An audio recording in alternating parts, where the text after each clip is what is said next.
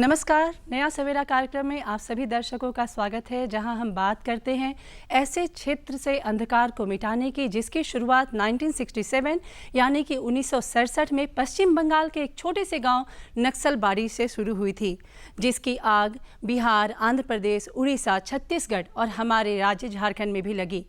इस आग को बुझाने के लिए केंद्र सरकार, राज्य सरकार, पुलिस प्रशासन दिन रात मेहनत कर रही है और जिसका सुखद परिणाम हमें मिल रहा है। जी हां, हम बात कर रहे हैं नक्सलवाद यानी कि मुख्य धारा से भटके हुए लोगों की। कार्यक्रम नया सवेरा में हम आपको दिखाते हैं कि मुख्य धारा से भटके हुए लोगों की वजह से जिस जगह पे अंधकार के बादल छाए हुए हैं उसे कैसे मिटाया जा रहा है और वहां पे नया सवेरा का उदय कैसे हो रहा है। दर्शकों, केंद्र सरकार और राज्य सरकार मिलकर बहुत सारी योजना चला रही है जिससे मुख्य धारा से भटके हुए लोगों को जागरूक करने के लिए कि वो सही राह पे चले और इसका हमें बहुत ही अच्छा परिणाम मिल रहा है कि जो मुख्य धारा से भटक चुके हैं आज आत्मसमर्पण करके सही राह पे सही जीवन जी रहे हैं। दर्शकों, इसी कड़ी में आज हमारी कैमरा टीम आपको लिए चल रही है टुंडी प्रखंड के चुनकडीहा गांव में, जो धनबाद जिले में स्थित है। दर्शकों, वहां पे हम आपको मिलवाएंगे रामचंद्र राणा से। रामचंद्र राणा की कहानी ये है कि अज्ञानतावश या किसी के बहकावे में आकर मुख्य धारा से भटक चुके थे और अच्छी खबर ये है कि जब उन्हें अपनी भूल का अनुभव हुआ तो वो सही राह पे चल रहे हैं और इसका श्रेय जाता है केंद्र सरकार, राज्य सरकार को। तो चलिए चलते हैं धनबाद जिले के चुनकडीह गांव के टुंडी प्रखंड में, मिलते हैं रामचंद्र राणा से और सुनते हैं उनकी कहानी उन्हीं के जुबानी। धनबाद जिले के टुंडी में रामचंद्र राणा लोकप्रिय हैं। इनके समाज सेवा के क्षेत्र में किए गए कार्य और विभिन्न कल्याणकारी योजनाओं में इनकी सक्रियता से लोग भली भांति परिचित हैं। राजनीति में सक्रियता और खेतीबाड़ी में निपुण रामचंद्र राणा का नाम टुंडी प्रखंड के बेगनरिया गांव सहित पूरे धनबाद जिले में नक्सल गतिविधियों के कारण कुख्यात था। आज वही रामचंद्र राणा अपने गांव और जिले के लिए एक मिसाल बने हुए हैं। दर्शकों, हम लगातार आप सबों को इस कार्यक्रम के माध्यम से दिखाते आ रहे हैं कि जो लोग मुख्य धारा से भटक गए हैं उन्हें पुलिस प्रशासन के द्वारा पुनः मुख्य धारा में जोड़ने का कार्य किया जा रहा है। इसी कड़ी में आज हम पहुंचे हैं धनबाद जिला के बेगनरिया पंचायत के चुनकडीहा गांव में। चुनकडीहा गांव काफ़ी नक्सलित प्रभावित क्षेत्र रहा है, लेकिन पुलिस प्रशासन के द्वारा यहां काफ़ी विकास के कार्य भी किए गए हैं। आज हम बात करेंगे चुनकडीहा गांव के रामचंद्र राणा जी से, जो एक समय मुख्य धारा से भटक गए थे, लेकिन पुलिस प्रशासन के द्वारा उन्हें पुनः मुख्य धारा में जोड़ने का कार्य किया गया है। आइए तो हम इनसे बात करते हैं। 1970 में हमारा पिताजी, यह काफ़ी गरीब क्षेत्र था, ज़मींदारी राज था उस समय यहाँ का, तो पलायन कर गए थे यहाँ से। ज़मींदारी के ऊपर पलायन कर गया और आपका सिजवा शहीद शक्तिनाथ महतो घर चले गए। उस समय हम 1 साल के थे जब प्लान किया था, तो वहाँ शहीद शक्तिनाथ महतो घर में काम किए और पिताजी, और वहीं से शक्तिनाथ महतो का परिवार लोग हमको उनका माँ पढ़ाई लिखाई करवाया 9 तक। 1985 में सिजवा से हम लोग यहाँ पर आए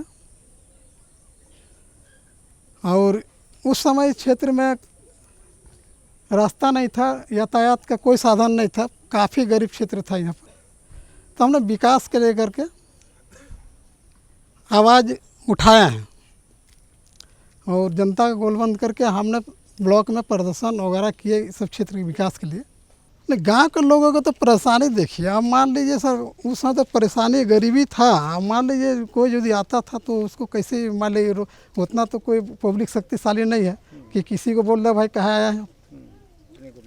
विकास के लेकर के सर हमने आपको बताया ना, मीना साहब का काफ़ी योगदान रहा, उससे हमने प्रपोजल रखे। उस ये रोड को आपका नवीकरण उन्हीं के कहने पर हुआ है और ये ज़मीन पूरा रेती ज़मीन है, ये आपका सरकारी ज़मीन नहीं है। ये हम लोग गांव वाला लोग सब मान लीजिए आपका ज़मीन किए हैं। मान लीजिए जैसे घर ये बस्ती में गए जो अपना अपना घर थोड़ा थोड़ा सी ये करवाया और कुछ रेती ज़मीन गया, हमारा ज़मीन भी गया है रेती।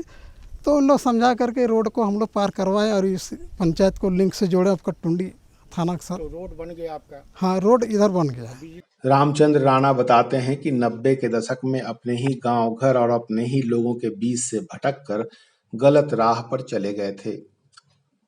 यह वह दौर था जब अपने वर्चस्व के लिए मुखिया की हत्या और पुलिस पर हमले किए। इसके कारण उन्हें जेल तक की हवा खानी पड़ी थी। जब जेल से वे बाहर आए तो नक्सलियों के प्रभाव में आकर एमसीसीआई में शामिल हो गए। ना घर में थे। घर में थे, कभी हटे नहीं थे? ना, कभी नहीं। बाहर से ही काम कर रहे थे? ना घर में हम से ही मतलब सपोर्ट कर रहे थे वो लोग को? नहीं, सपोर्टिंग का भी बात नहीं है। हम मान लीजिए एक्चुअली जेएमएम का नेतृत्व कर रहे थे उस समय, और वो जिस समय हमको ये पकड़ा था उस समय यहीं पर सारा लोग था, महिला भी था, यहाँ पे लाठी चलाया, चार्ज कर दिया था रमाकांत प्रसाद, हमारा घर तोड़ दिया, जबकि हम मान लीजिए किसी तरह केस भी नहीं था। धीरे धीरे बनेगा, लेकिन जिसका बनने का है, जिसका लिस्ट में नाम आया है, उसका भी तो मान लीजिए नाम हटाया जा रहा है। आपके गांव में शौचालय बना है? शौचालय यहाँ तो बना है, शौचालय आपका 10,000 रुपये वाला शौचालय बना है। 12,000? हाँ, 12,000 का। वो आपका सहिया सब बनाया है। तो सैया तो आपके गांव की होगी? हाँ, सहिया हमारे गांव का है। जल सैया बनाई होगी? हाँ, जल सहिया बनाया है। पहले क्या होता था जब गांव में शौचालय नहीं था, तो क्या दिक्कत था आप लोगों को? दिक्कत सर मान लीजिए बाहर जाना पड़ता था, ये आपका बाहर में सोच करना पड़ता था। तो अब घर में शौच करते हैं और बाहर में शौच करते थे, दोनों में क्या अंतर पाते हैं? काफ़ी अंतर है सर। मान लीजिए जैसे बाहर में गंदगी, अब मान लीजिए सब में यदि अगर मान लीजिए सोच होता है तो काफ़ी गंदगी होता है। रामचंद्र राणा ने मुख्य धारा में लौटने के बाद पुश्तैनी किसानी का कार्य आरंभ किया। उन्होंने करीब 200 पौधे का बगीचा लगाया और खेतों में बागवानी की। यही पौधे आज पेड़ बनकर फल दे रहे हैं। राणा की मेहनत का यह परिणाम है जो यहाँ नजर आ रहा है। खेती तो हम लोग मान लीजिए सब्जी का, जैसे आपका भिंडी हो गया, करेली हो गया, नेनुआ हो गया, आपका आम तो खैर लगा ही है। तो कैसे करते हैं? वैज्ञानिक तरीका से करते हैं कि पुराने पद्धति? ना, देखिए पुराना पद्धति से हो रहा है। जैसे कृषि विभाग अभी तक हम लोग को इस क्षेत्र में कोई इस तरह का ही नहीं किया है। ट्रेनिंग सब नहीं मिला है? नहीं, ट्रेनिंग भी नहीं किया है, न कृषि विभाग द्वारा कोई मतलब यंत्र भी यहाँ उपलब्ध हुआ है। और अब सुने हैं आम का बगीचा भी बड़ा लगा है? हाँ, वो तो हम बता दिए कि ये मान लिया आपका मीना साहब का ही दिशा निर्देश से हमने इस चीज़ को मान लिया अमल किए है, और इसको बनने से इस क्षेत्र में काफ़ी प्रभाव हुआ है, और बीच को और लोगों का काफ़ी ध्यान गया है। हम कम से कम अपने से लोगों को 300 तकरीबन वृक्ष बीज वाला हम दे चुके हैं। इसमें आपका रिटायरमेंट शिक्षक, आपका कर्मचारी, सब बहुत से लोग हम पर आए थे, तो हमने हमारा देखकर खुश हुआ, तो उन लोग बोला हम लोग भी करेंगे। तो कितना का आम बेचे? देखिए आम तो सर छोटा सी हम लोग बेचना शुरू कर देते हैं, समझा ना। तो आप देख लीजिए पेड़ पौधा थोड़ा सा। वो तो हम देख हाँ। रहे हैं। तो गरीबी कितना खत्म हुआ है? गरीबी सर अभी ख़त्म नहीं हुआ है। अभी यदि एक्चुअली बोलिएगा तो अभी ख़त्म नहीं हुआ है। अभी मान लीजिए पूर्ण रूप से आत्मनिर्भर नहीं बन सके, अभी हम लगे हुए मेहनत कर रहे हैं। आत्मनिर्भर बनने के लिए क्या क्या समस्या है? तो समस्या भी बताइए, क्या क्या चाहिए आप? समस्या सर है यहाँ पर, मान लीजिए जैसे आपका सोलर प्लेट द्वारा जो पानी निकलता है, वो चीज़ ठो होने से हम लोग का अच्छा गर्मी भी फसल हो सकता है। अभी कौन सा फसल करते हैं? सिर्फ बरसाती? अभी बरसाती है। पानी का व्यवस्था है? पानी की व्यवस्था है, मतलब घर के बारी में है, जैसे बाहर जो है खेत में है उस सब में नहीं है। लेकिन सोलर का व्यवस्था हो जाएगा तो आप लोग को हाँ, सालों भर सब्जी का उत्पादन करें? सालों भर उत्पादन हो जाएगा। अच्छा, घर में कौन कौन है? घर में मेरा परिवार है, पत्नी है, और हमारा एक लड़का है, पोतहू है, नाती है। रामचंद्र राणा अब अपने खेतों में खेती करते हैं, लोगों की सेवा और सामाजिक कार्य में भी समय देते हैं। वे राजनीतिक संगठन से भी जुड़कर कार्य कर रहे हैं। रामचंद्र कहते हैं कि जो गलती मैं कर चुका वह युवा नहीं करें। सुदूरवर्ती इलाकों में सरकारी सुविधाओं का लाभ नहीं मिलने की वजह से युवक युवतियां मुख्य धारा से नहीं भटकें। क्या स्थिति है अभी आपके क्षेत्र की बात करें? अभी बहुत अच्छा कितना स्थिति। अमन चैन से आप लोग सो पा रहे हैं? अमन चैन एकदम है, कोई दिक्कत नहीं। पुलिस के लोग सब आते हैं आपके गांव में, आप कभी कभी आते होंगे? हाँ, जैसे पिकेट यहाँ पर है तो मतलब आना जाना तो लगा तो रहता है। पिकेट को बनने से क्या फायदा हुआ है? पिकेट बनने से फ़ायदा हुआ है। क्या बताइए, क्या फायदा मान लीजिए जो यहाँ दहशत का माहौल था हुआ? उसमें काफ़ी मतलब अच्छा महसूस कर रहा है लोग।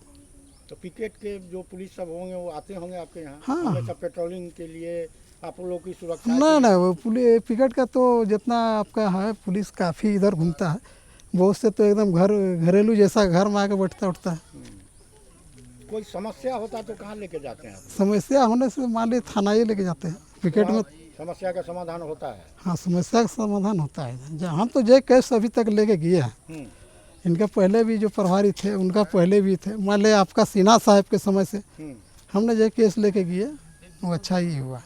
मतलब डीएसपी आपका था राजेश लकड़ा साहब, उस समय भी काफ़ी अच्छा योगदान रहा है। कभी रामचंद्र राणा के हाथों में हथियार हुआ करता था और आंखों में दूसरों के लिए नफरत, लेकिन अब इन्हीं हाथों से वे खेतों में हल चलाते हैं और उनकी आंखों में प्रेम नजर आता है। गांव के लोग उनको खूब मान सम्मान भी देते हैं। हाँ, बोलिए। बहुत से लोग भटके हुए हैं तो वो अपना आएंगे। हम तो दिखा रहे हैं कि मान लीजिए क्या करना चाहिए हम लोग को, खेती हम करिए रहे, बागवानी लगाइए रहे, तो ये सब चीज़ करने से मान लीजिए आपका आत्मनिर्भर बनेगा। अब झूठो मूठो मान लीजिए उन लोगों के साथ जा कर के क्या फ़ायदा। और क्या बताएंगे सर, हम चाह रहे थे कि सब क्षेत्र में मान लीजिए नौजवान जो बेरोजगार है, समझे, हम लोग भी मान लीजिए रोजी रोटी का सवाल है, इस सब क्षेत्र में यदि एक पर्यटक स्थल बन जाता तो मान लीजिए यातायात जिला के साथ रहता, लोग आते जाते तो रोजगार का उपलब्ध होता। तो हम सोच रहे थे कि यहाँ सरकार का ज़मीन है, 3 एकड़ प्लेस है, तो अगर यहाँ पर उस तरह का बन जाता हम लोग का, जैसे बिरसा मुंडा पार्क बना है धनबाद में, उस तरह का पार्क बनता तो उससे अच्छा सीन भी यहाँ पर है।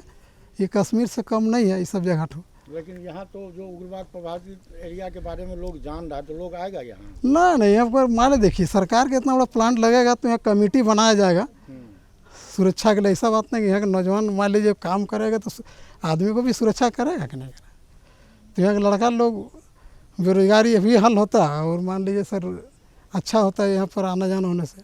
तो दर्शकों, आपने देखा कि रामचंद्र राणा को जब अपनी भूल का एहसास हुआ तो वो सही राह पे चलने लगे।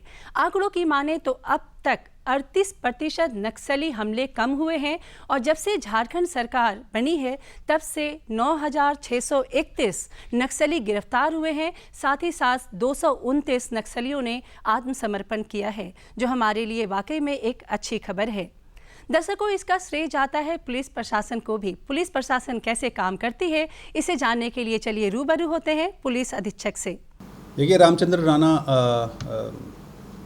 जब वापस आए, मुख्य धारा में वापस आए, तो आने के बाद उन्होंने काफ़ी मेहनत की, अपने बल पे खेती बाड़ी शुरू किया, आम की बागवानी की, और आम की बागवानी करने के बाद आज वो खुद इलाके के लोगों के लिए एक प्रेरणा स्रोत बने हुए हैं। और आसपास के लोग भी उनसे ये ज़रूर देख रहे होंगे कि उनके मुख्यधारा से वापस आने के बाद उन्होंने जिस हिसाब से खुद मेहनत करके अपनी एक समाज में अपनी एक जगह बनाई है, वो काबिल तारीफ़ है। और जो भी उनको ज़रूरत पड़ा, चाहे उनको अपने शुरू में वो मनरेगा के थ्रू उन्हें जोड़ा गया था, उन्हें आम की खेती दी गई थी, बाद में फिर वो अपने मेहनत से जो छोटी मोटी उनकी आवश्यकता थी उसको हम लोगों ने बीच में पूरा किया, उनका पीठ ठोका, उनके उत्साहवर्धन किया, और आज वो इलाके में प्रेरणा स्रोत बने हैं। वो हम लोगों के लिए भी एक समाज के लिए भी एक अच्छी बात है। अगर सर चुनुडीहा गांव की बात करें सर, तो पुलिस प्रशासन के द्वारा वहाँ कौन कौन से विकास के कार्य किए गए? देखिए, हम लोग शुरुआती दौर में जब नक्सल का एक आतंक था उन क्षेत्रों में, तो हम लोगों ने लोगों से बात किया था। काफ़ी कम्युनिटी पुलिसिंग के तहत काफ़ी कार्य हुए वहाँ के युवाओं के साथ मिल कर के उनको खेल के साथ से जोड़ा गया। छोटे छोटे जो इंफ्रास्ट्रक्चर इश्यूज़ था उनका, रोड का, पानी का, उस संबंध में हम लोगों ने एक प्रॉपर एक डॉक्यूमेंटेशन तैयार किया था। डॉक्यूमेंटेशन फिर हम लोगों के स्तर से फिर पुलिस मुख्यालयों को भेजा गया, पुलिस मुख्यालय से फिर वो एडमिनिस्ट्रेशन को भेजा गया, और वहाँ से फिर कई सारी योजनाएं पारित हुई। तो जो उनकी छोटी छोटी इश्यूज़ थे, पानी का, रोड का, उसको हम लोग भी वहाँ ख़त्म कर पाए। और आज भी हम लोग क्योंकि कुछ प्रॉब्लम्स ऐसा है जो हमेशा कुछ ना कुछ होता ही रहता है, तो हम लोग उन लोगों से लगातार संपर्क में है। कम्युनिटी पुलिसिंग के तहत हमारे लोग जाते हैं, लोगों से बात करते हैं और जो वहाँ की इश्यूज़ होती है उसके बारे में बात करके हम लोग फिर फर्दर जो एजेंसीज़ है वहाँ तक पहुँचाते हैं, ताकि जितना जल्दी हो सके उनके उस प्रॉब्लम को हम लोग दूर कर पाएँ। सर, ग्रामीण इलाकों में पुलिस प्रशासन के द्वारा कौन कौन से कार्यक्रम चलाए जा रहे हैं? कई कार्यक्रम चलाए जा रहे हैं। खासकर हम लोग पुलिस प्रशासन का जो कम्युनिटी पुलिसिंग है, जो नक्सल के लिए हम लोग जो यहाँ लोगों से बात करते हैं, कम्युनिटी पुलिसिंग में खासकर युवाओं को हम लोग जोड़ने का प्रयास कर रहे हैं। युवाओं को खेल से भी जोड़ा जा रहा है, फिर उन्हें आवश्यकता अनुसार बीच बीच में कुछ ट्रेनिंग्स भी दी जाती है ताकि वो अपने पैरों पे खड़े हो सकें या कुछ जो भी कंपटीशन है उसको निकाल सकें। तो हम लोग वो कोशिश कर रहे हैं। उसके अलावा जो इंफ्रास्ट्रक्चर इश्यूज़ जो भी होता है वो एडमिनिस्ट्रेशन के साथ मिल करके हम लोग उसका एक लिस्ट बना के उन्हें देते हैं ताकि उनका इंफ्रास्ट्रक्चर का जो भी इश्यूज़ है उसको हम लोग दूर कर पाएँ। दर्शकों, हमें पूरी उम्मीद है कि आज का ये अंक उन लोगों के जीवन में नया सवेरा लाने में जरूर मदद करेगा जो मुख्य धारा से भटक चुके हैं और वो अपने जीवन में एक कदम आगे जरूर बढ़ेंगे। फिलहाल हम अपने कार्यक्रम को और आगे नहीं बढ़ा सकते क्योंकि अपना समय हुआ है यहीं पे समाप्त, लेकिन अगले अंक में फिर होगी अपनी मुलाकात। लेकिन जाते जाते हम आपको याद दिलाना चाहेंगे कि कोरोना महामारी बीमारी पूरी तरीके से समाप्त नहीं हुई है, इसलिए 2 गज दूरी, मास्क है जरूरी और अगर अपना टीकाकरण नहीं कराया है तो अपना टीकाकरण अवश्य कराएं। अगले अंक में फिर होगी अपनी मुलाकात कार्यक्रम नया सवेरा के साथ। तब तक के लिए हमारी पूरी टीम को दीजिए इजाजत। नमस्कार।